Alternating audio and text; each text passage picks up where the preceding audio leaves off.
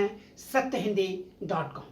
गोदी पत्रकारिता और कॉरपोरेट पत्रकारिता के इस युग में आप बेबाक निष्पक्ष पत्रकारिता का समर्थन करें।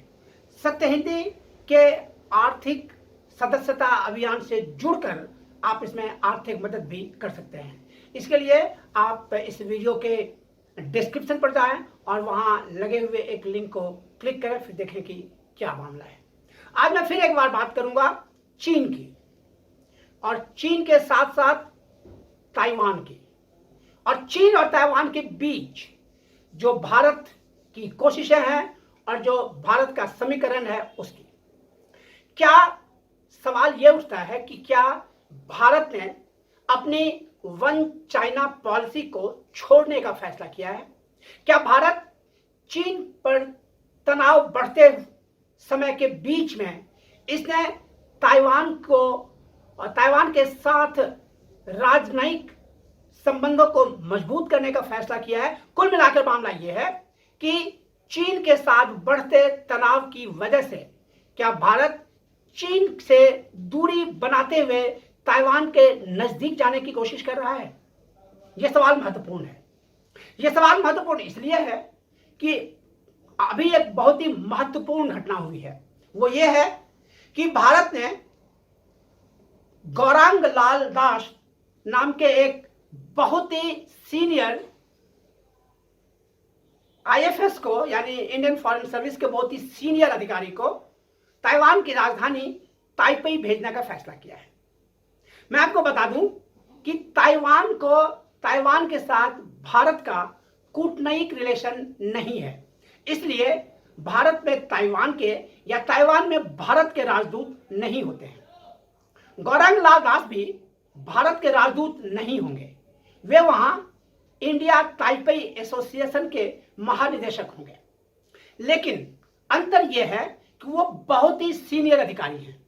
वो मिनिस्ट्री ऑफ एक्सटर्नल अफेयर्स यानी विदेश मंत्रालय में संयुक्त सचिव हैं और पूरे अमेरिका महादेश को देखते हैं। पूरे अमेरिका महादेश के जितने देश हैं सबके साथ भारत के कूटनैतिक संबंधों को संभालते हैं। वो इतने बड़े अधिकारी हैं और वो ताइवान जा रहे हैं, ताइवान की राजधानी ताइपेई जा रहे हैं और वहां वो ताइपेई में भारत का कामकाज देखेंगे। तो इसका मतलब क्या है? क्या इसका अर्थ यह समझा जाए, जो भारत ने, एक बात तो बहुत ही साफ है, हम समझ रहे हैं कि भारत इसके जरिए ताइवान के साथ जो डिप्लोमेटिक रिलेशन है उसको अपग्रेड कर रहा है, यानी उसको ऊपर बढ़ा रहा है।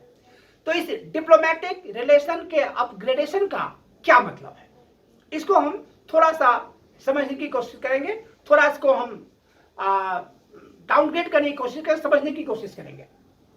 मैं आपको बताऊं पूरे मामले को बहुत ही संक्षेप में कि 1949 में 1949 में जब चीन में क्रांति हुई और माओ से तुंग के नेतृत्व में हुई इस क्रांति में जीत हासिल हो गई पार्टी की, और ऐसा हुआ कि चीन में अब कम्युनिस्ट शासन स्थापित होगा, तो उस समय जो चीन के शासक थे चियांग काई शेक, वो बीजिंग से भाग खड़े हुए और वो ताइवान चले गए, जो चीन का एक छोटा सा हिस्सा है, जो चीन का एक टापू है। वहां जाकर उन्होंने ताइवान को एक इंडिपेंडेंट स्वतंत्र देश घोषित कर दिया। उस समय चीनी सेना वहां नहीं गई और ताइवान को उसी रूप में रहने दिया। लेकिन बाद में चीन ने कभी भी ताइवान को स्वतंत्र देश के रूप में मान्यता नहीं दी। ताइवान संयुक्त राष्ट्र में था, दूसरे बॉडीज में था, लेकिन चीन ने धीरे धीरे अपने प्रभाव का इस्तेमाल करके संयुक्त राष्ट्र और उसकी तमाम एजेंसियों से ताइवान को बाहर करवा दिया। उस समय भारत ने भी बाद में ताइवान को स्वतंत्र देश के रूप में मान्यता नहीं दी। भारत का कहना है, जैसा कि चीन का कहना है, कि ताइवान चीन का एक ब्रेक अवे प्रोविंस है, मतलब चीन से टूटकर अलग हुआ हिस्सा है, यानी ताइवान चीन का हिस्सा है। ये चीन सरकार कहती है और भारत सरकार इसे ही मानती है। इसलिए ताइवान में भारत का कोई राजदूत नहीं है। लेकिन सवाल ये उठता है कि क्या इसमें कुछ बदलाव हो रहा है? बदलाव हो रहा है। इसकी मैं तो एक मिसाल आपको बताऊं। जिस समय भारत चीन तनाव चरम पर था और चीन की सेना वास्तविक नियंत्रण रेखा के बिल्कुल पास आ गई थी। भारत और चीन की सेनाएं बिल्कुल एक दूसरे के सामने आंखों में आंखें डाले खड़े, जिसे आप कहते हैं कि eyeball to eyeball contact में थी, और ऐसा लगता था कि अब लड़ाई होगी तब लड़ाई होगी। वैसे समय ताइवान में एक बड़ी घटना हुई, उसके बारे में आपको बताऊंगा, लेकिन पहले मैं आपको एक बार ये याद दिलाऊं कि गोदी पत्रकारिता और कॉर्पोरेट पत्रकारिता के मुकाबले आप स्वतंत्र निष्पक्ष पत्रकारिता का समर्थन करें और सत्य हिंदी के ग्राहक सदस्यता अभियान के माध्यम से आप चाहें तो इसमें आर्थिक मदद भी दे सकते हैं। और इसके लिए आप इस वीडियो के डिस्क्रिप्शन पर जाएं और वहां लगे हुए लिंक को क्लिक करें। मैं फिर लौटता हूं उसी ताइवान के मुद्दे पर। तो जिस समय भारत और चीन के बीच तनाव चरम पर था, जिस समय दोनों देश की सेनाएं बिल्कुल आमने सामने खड़ी थी, उसी समय ताइवान में एक बड़ी घटना हुई। वो ये हुई कि साई इंग-वेन एक बार फिर ताइवान की राष्ट्रपति चुनी गई और 20 मई को उनका शपथ ग्रहण समारोह था। उस शपथ ग्रहण समारोह में भारत के सत्तारूढ़ बीजेपी के 2 सदस्यों ने भाग लिया, मीनाक्षी लेखी और राहुल कंसन। ये दोनों एमपी हैं, बीजेपी के सदस्य हैं, और मीनाक्षी लेखी तो बीजेपी की स्थापित और बड़ी नेता है। इन दोनों नेताओं ने वर्चुअल कॉन्फ्रेंस में भाग लिया, यानी वीडियो कॉन्फ्रेंसिंग के जरिए, वीडियो कनेक्शन के जरिए इन्होंने साई वेंग इन के शपथ ग्रहण समारोह का हिस्सा बनी, उसमें उन्होंने भाग लिया। ये एक बहुत बड़ा डेवलपमेंट इसलिए है कि इसके पहले कभी भी भारत ने ताइवान के किसी भी राष्ट्रपति के शपथ ग्रहण समारोह में हिस्सा नहीं लिया था, क्योंकि ऐसा होने से ये माना जाता है कि भारत उस राष्ट्रपति को स्वीकार करता है, यानी भारत उस देश को स्वीकार करता है और फिर चीन की नाराजगी बढ़ती। लेकिन इस बार भारत ने उस परंपरा को छोड़ा और फिर मैं कहूं 20 मई को ताइवान के राष्ट्रपति के शपथ ग्रहण समारोह में भारत की सत्तारूढ़ दल के 2 सांसदों ने हिस्सा लिया। ये एकाएक नहीं हुआ है। इसके पहले भारत में यह एक बात जोर देकर कही गई थी कि भारत को अपने चीन नीति पर गंभीरता से सोचना चाहिए, भारत को ताइवान के साथ संबंध बेहतर करने चाहिए, क्योंकि ताइवान सेमीकंडक्टर और इलेक्ट्रॉनिक उद्योग का बहुत बड़ा केंद्र है।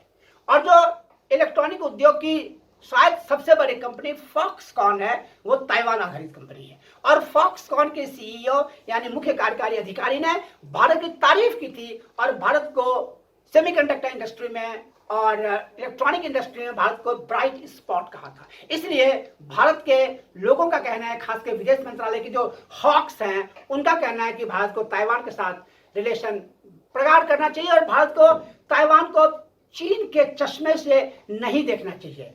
भारत को ताइवान के साथ रिलेशन अपनी जरूरत के मुताबिक करना चाहिए।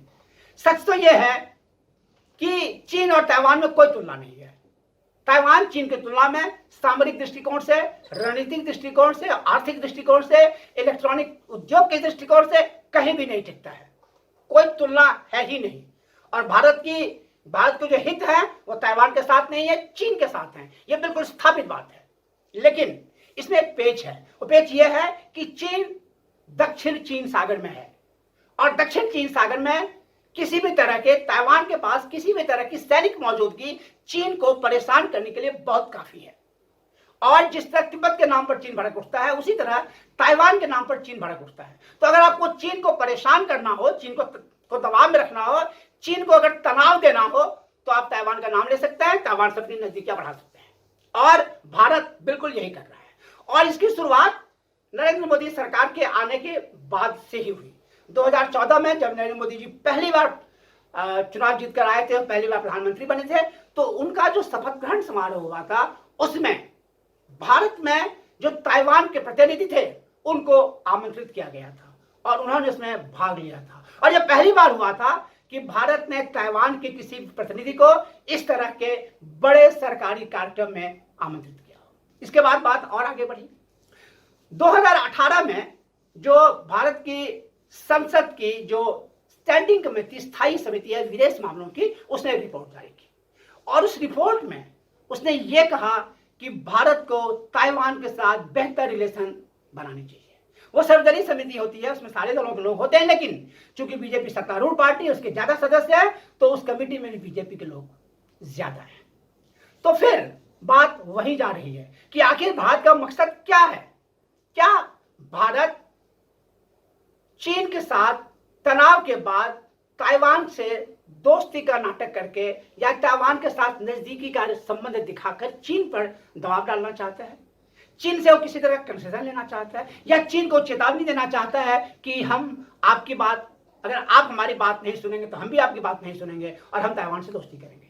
क्या यह मामला है, या भारत ने अपनी वन चाइना पॉलिसी पर फिर से विचार करने का फैसला किया है और भारत ने इस वजह से ताइवान के साथ दोस्ती करने का फैसला किया है?